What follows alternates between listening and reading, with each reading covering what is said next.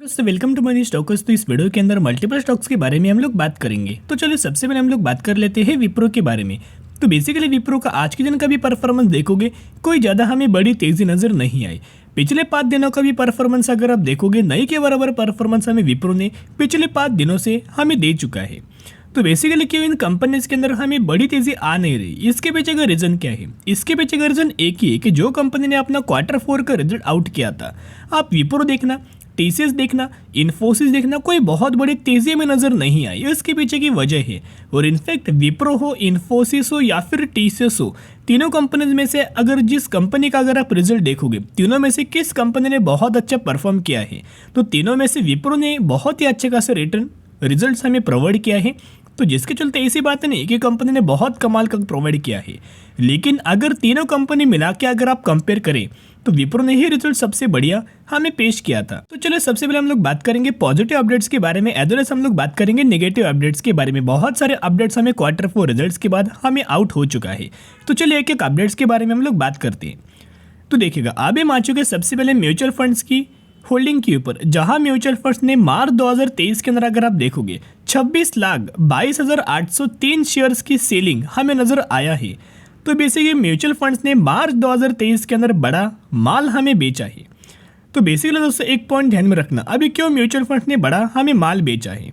सबसे पहले आपको पता होगा म्यूचुअल फंड्स जो फंड होता है उसके अंदर बहुत सारे कस्टमर्स होते हैं, और वो कस्टमर्स क्या करते हैं, अगर उनको अच्छा कंपनी लगे, अच्छा म्यूचुअल फंड लगे, तो वो क्या करेंगे, उस म्यूचुअल फंड्स के अंदर निवेश करेंगे। और वो म्यूचुअल फंड्स के अंदर पहले एनालिसिस करेंगे कि कौन कौन सी कंपनीज के अंदर ये फंड निवेश कर रहा है, किस किस तरीके से इन्होंने इनका फंड हमें डाइवर्सिफाई किया है। बाद में कस्टमर्स क्या करेगा, ये म्यूचुअल फंड्स हमें अच्छे खासी बेसिस के ऊपर परचेस करेगा। लेकिन ये परचेस करने के बाद अगर कोई 1 सालों से म्यूचुअल फंड रिटर्न ना दे, 1.5 सालों से रिटर्न ना दे, 2 सालों से रिटर्न ना दे, तो ये क्या करेंगे, उस म्यूचुअल फंड्स ने अपना पैसा निकाल लेंगे।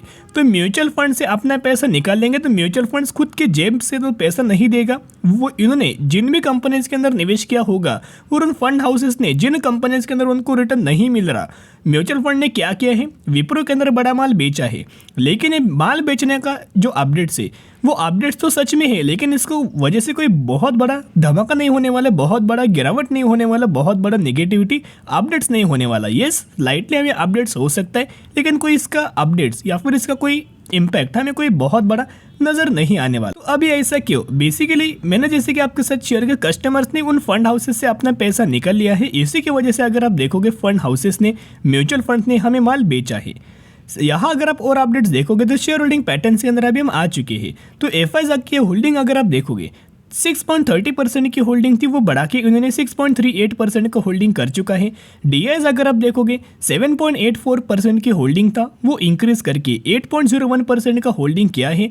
पब्लिक अगर आप देखोगे तो पब्लिक ने माल बेचा है। जो माल पब्लिक ने बेचा है वही माल डीआईएस ने लगातार खरीदारी किया है, और वही माल हमें एफआईज ने लगातार बाइंग किया है। तो ये बहुत ही अच्छी खासी दोस्तों बात निकल के आ रही है कि जितना हमें कंपनीज के अंदर गिरावट हो रहा है उतना हमें एफआईज और डीआईएस बाइंग कर रहे हैं। अभी इसके अंदर म्यूचुअल फंड्स का दोस्तों कोई भी फॉल्ट नजर नहीं आया। सबके अलग अलग एनालिसिस होते हैं, सबके अलग अलग स्टडी होता है।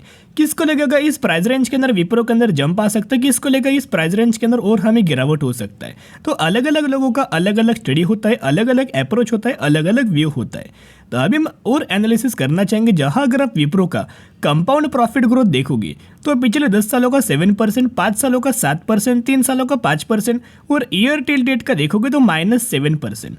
तो यही है बेसिकली जो ग्लोबली हमें जितना भी नेगेटिविटी अपडेट नजर आए, इसी का इम्पैक्ट हमें आईटी सेक्टर के कंपनीज के अंदर नजर आ रहा है। ये डेटा जो निकल के आ रहे प्रॉफिट्स ग्रोथ का, वो टीसीएस क्या देखना, इन्फोसिस क्या देखना, उन्हीं तरह से पिटा हुआ ही डेटा नजर आ रहा है। एक और अपडेट्स के ऊपर अभी हम आ चुके हैं। ये अपडेट्स अगर आप देखोगे हाल ही फिलहाल में कंपनी ने हाल ही फिलहाल में ब्रोकरेज फर्म के द्वारा, एनालिस्ट के द्वारा हमें दिया गया है। सबसे पहले दोस्तों अपडेट्स अगर आप देखोगे तो ब्रोकरेज फर्म ने इन कंपनीज के अंदर टारगेट दिया हुआ है, जहां टीसीएस का अगर आप टारगेट प्राइस देखोगे तो बाइंग का रिकमेंडेशन इस प्राइस रेंज के अंदर किया था, और टारगेट प्राइस 3,350 रुपीज का टारगेट दिया हुआ है। और ऑलमोस्ट कंपनी उसी प्राइस रेंज के अंदर आज के दिन हमें ट्रेड कर रही है।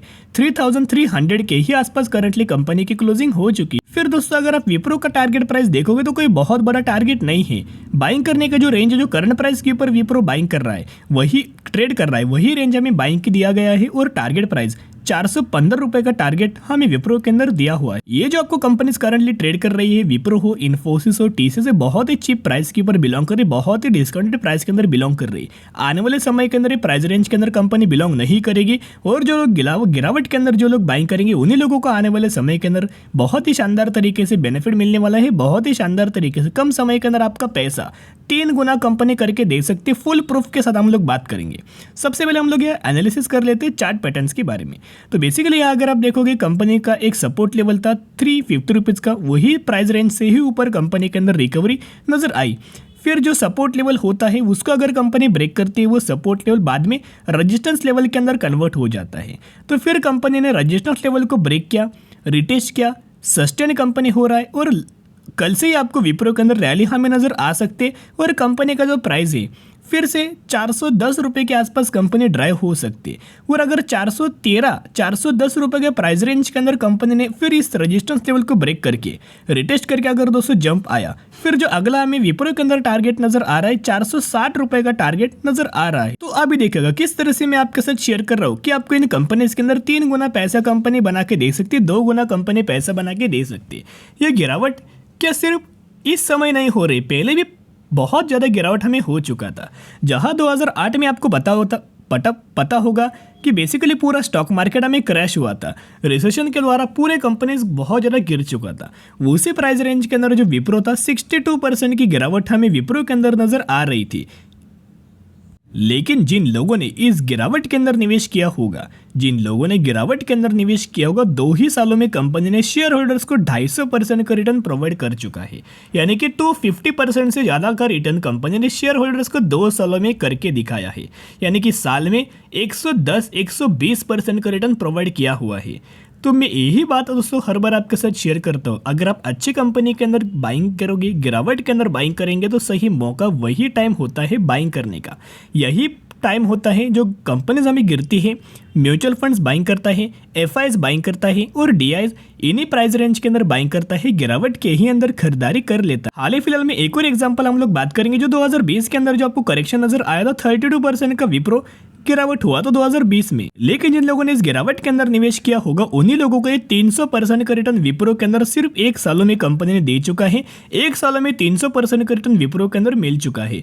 तो विप्रो बहुत अच्छा कंपनी है। बिल्कुल भी पैनिक लेवल अगर क्रिएट होता है तो ध्यान मत देना। आपको बताए कंपनी अच्छा है, आप खुद के ऊपर कॉन्फिडेंस रखना, अपनी स्टडी के ऊपर कॉन्फिडेंस रखना और कंपनी के ऊपर बिलीव रखना और लंबे समय के लिए बाय ऑन स्ट्रेटेजी अप्लाई करके होल्ड कीजिएगा। तो दोस्तों अभी हम लोग बात करेंगे एक कंपनी के अंदर बोनस का आपको बेनिफिट मिलने वाला है जिसका रेशियो है 1:2।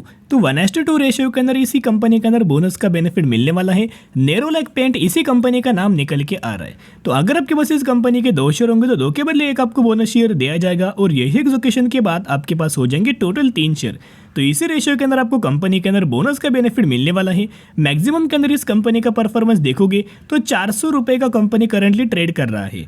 यानी कि 9000% का रिटर्न शेयर होल्डर्स को इस कंपनी ने बना के दिया हुआ है और मिड कैप कैटेगरी से कंपनी बिलोंग करती है।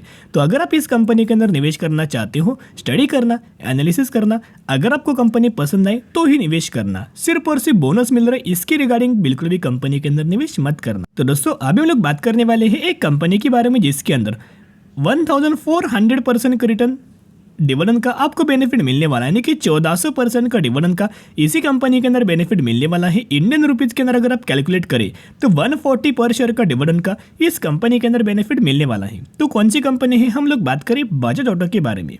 तो ये कंपनी के ही अंदर आपको डिविडेंड का बेनिफिट मिलने वाला है। मैक्सिमम का परफॉर्मेंस देखोगे तो कंसिस्टेंटली ग्रोथ इसी कंपनी के अंदर निकल के आई है और अब तक कंपनी ने 1580% का रिटर्न शेयर होल्डर्स को प्रोवाइड किया हुआ है 20 सालों में। तो जिसके चलते बेसिकली कंपनी के बारे में स्टडी करना, एनालिसिस करना, कंपनी कैसी पसंद है तो ही निवेश करना। एक मैं बेसिक आइडिया देना चाहूँगा, कंपनी का जो मार्केट कैप है 1,28,000 करोड़ का है। तो लार्ज कैप कैटेगरी से कंपनी बिलोंग करती है और साल में कंपनी 3% का डिविडेंड का बेनिफिट हमें शेयर होल्डर्स को दिया जाता है। स्टडी करना, एनालिसिस करना, उसके बाद बाइंग करना। चलिए आज के लिए इतना ही। अगर वीडियो पसंद है जरूर वीडियो को लाइक और चैनल को सब्सक्राइब कर सकते हैं। फिर मिलेंगे, बाय।